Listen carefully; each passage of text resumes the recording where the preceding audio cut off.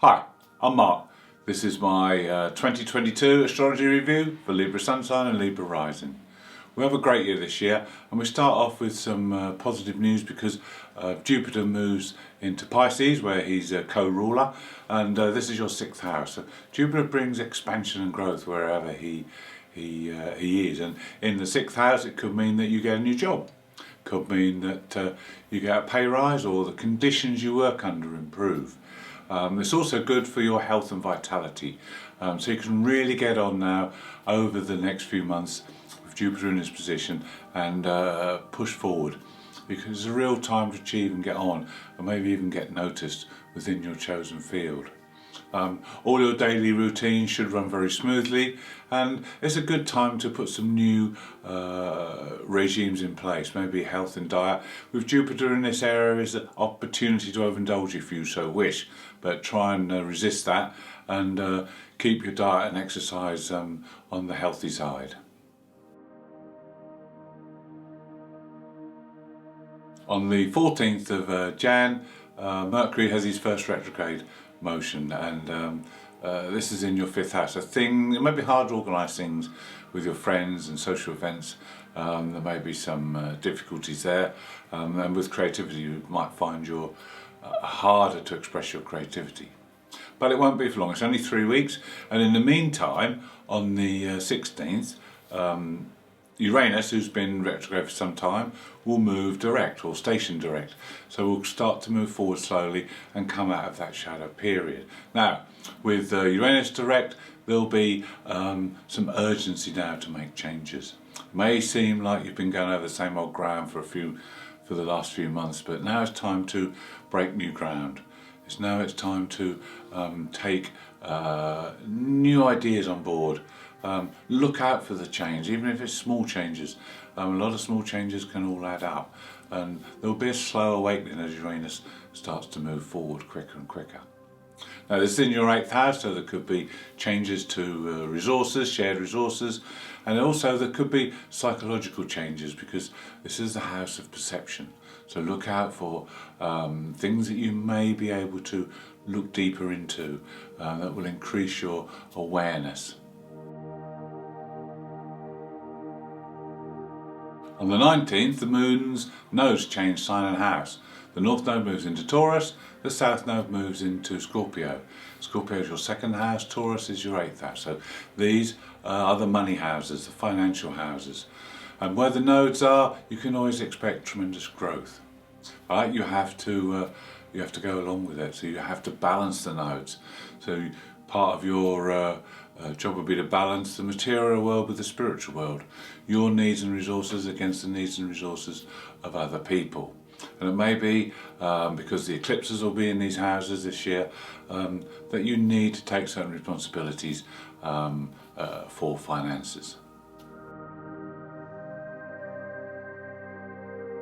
In February, from the 4th, all planets are moving direct. This is a good time to tap in to their energy and really get things done.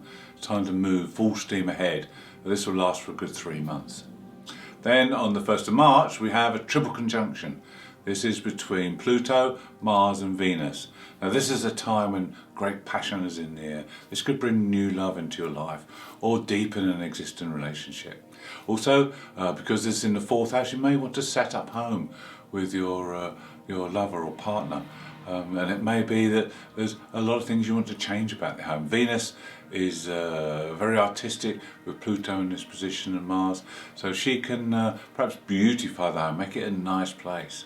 Also, with Mars and Pluto, there's a certain amount of ambition coming on. So if you may have the ambition to perhaps do some DIY work, transform your home creatively so that it's a better and a lovely place to go. Security will also be featured in this at this time, and also your feelings and your long-term plans will be featured with these triple conjunction.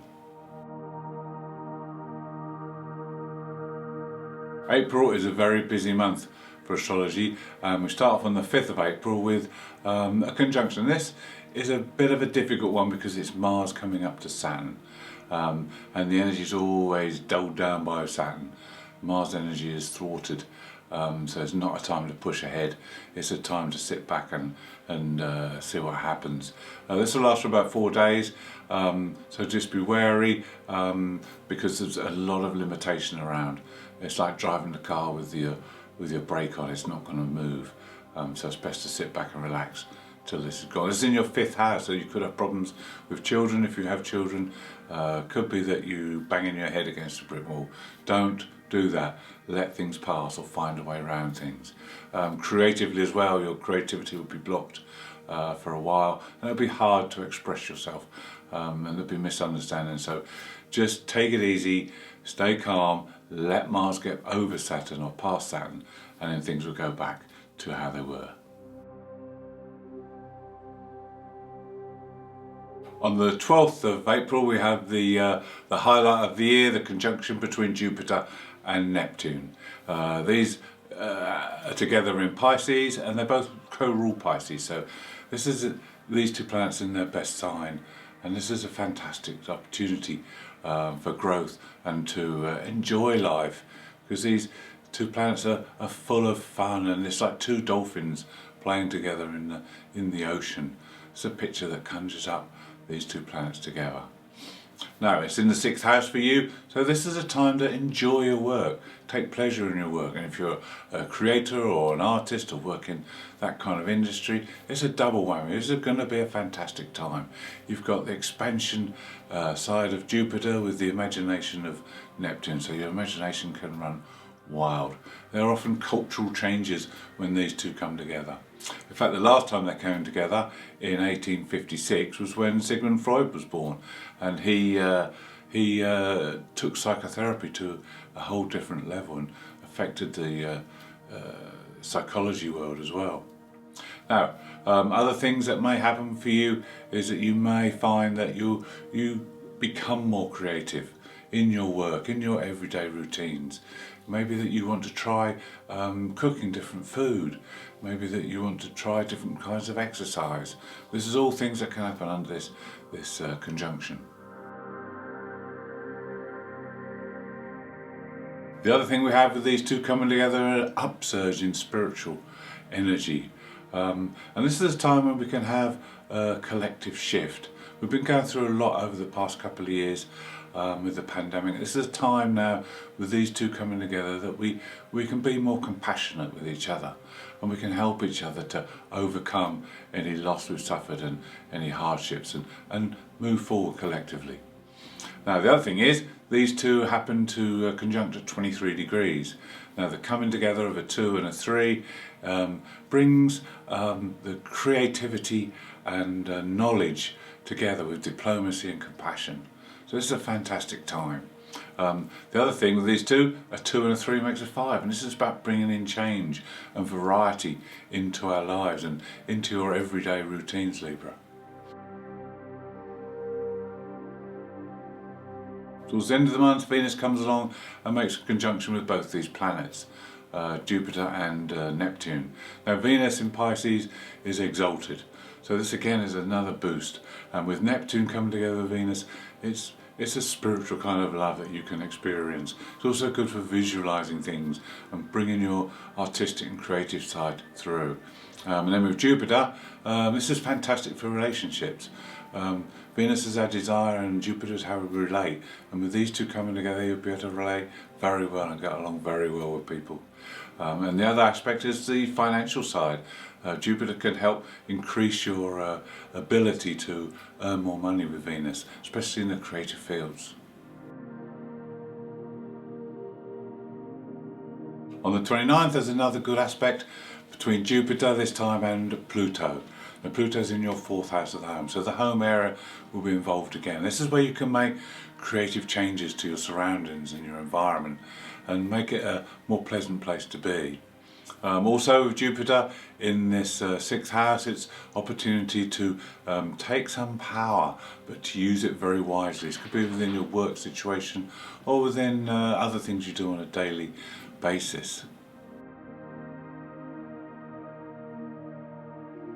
On the 30th of April we have our first eclipse of the year, and this one is a solar eclipse, partial solar eclipse in Taurus, and it belongs to the Saros 6th North series. Now this series of eclipses is renowned for bringing or focusing on relationships with authority figures. This could be a father or a boss or something else. So this may feature now. And with the eclipse being in your 8th house, it's about shared resources. It could be about taking responsibility for someone else's money, or taking on commitments to sort things out and helping other people. It's also time for sharing and great intimacy, so you might find there's an increase in this side of things as well. Now the other point to be with the 8th house is it's about awareness. It's a time when you can empower yourself. It's a time of self-discovery, self-awareness, and also using the psychological side to delve into how other people think and behave, and also to learn things about yourself. This eclipse is conjunct Uranus, so this brings about a certain kind of perception, an increase in perception that you'll be able to put to good use. And also there are sudden events that happen with this eclipse being conjunct Uranus. Now the eclipse is ruled by Venus, so personal finances are very much involved. And also with Venus, it's probably a good time to use your desires to help to improve the earth, maybe to get involved in some groups that promote things that will better the planet. On the 10th of May, Mercury goes through second retrograde motion and will be retrograde while the next eclipse happens. This is a total lunar eclipse. This happens in Scorpio, so this is your second house. So the focus is now on you and your finances and your feelings, your worth. And this is a time to sort out your own finances. Do a bit of planning, budgeting, so that everything's in order going forward. Now with the second house, it's always about values as well. So these may be brought into the spotlight under this eclipse. Now with the eclipse being with the Mercury retrograde, communication will be quite difficult, and you need to be very careful about signing any paperwork, and make sure you read things clearly before proceeding, because things can easily get misunderstood and you don't want to make important decisions having missed something. We have two more planets going retrograde, Neptune at the end of June, and then Jupiter towards the end of July. So those energies will quieten down and turn inward. Then on the 31st of July there's an exciting aspect, because we have Uranus. Remember we said Uranus is now going direct.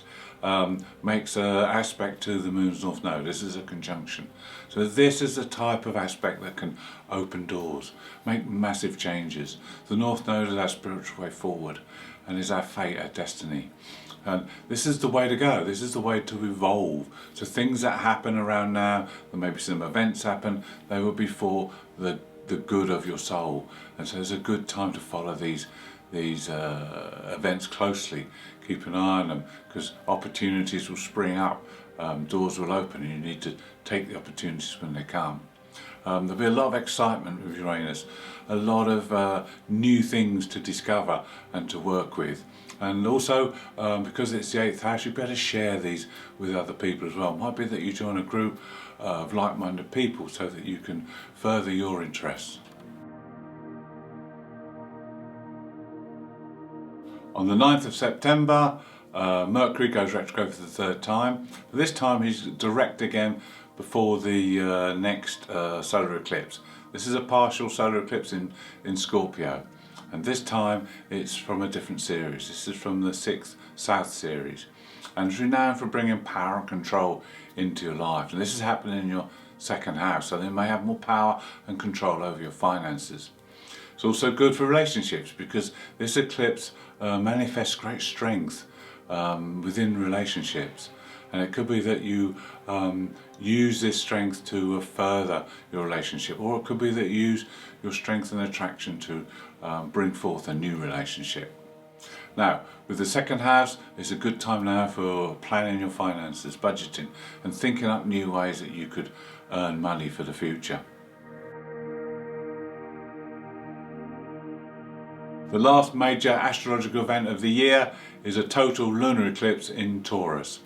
Now this belongs to the same series as the one in October, but there's added complications to this one because the eclipse, the moon is conjunct the North Node and Uranus, and at the other end of the scale we have the Sun conjunct the South Node, Mercury and Venus. Now these are squared by Saturn. Saturn's in your 5th house and makes this T-square, which is a very challenging aspect. Now it is dynamic in its energy, but it needs to be worked with.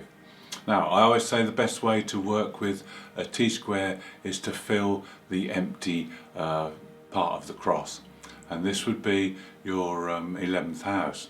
Now put energy into the 11th house to try and transform all the energies from the other 3 houses.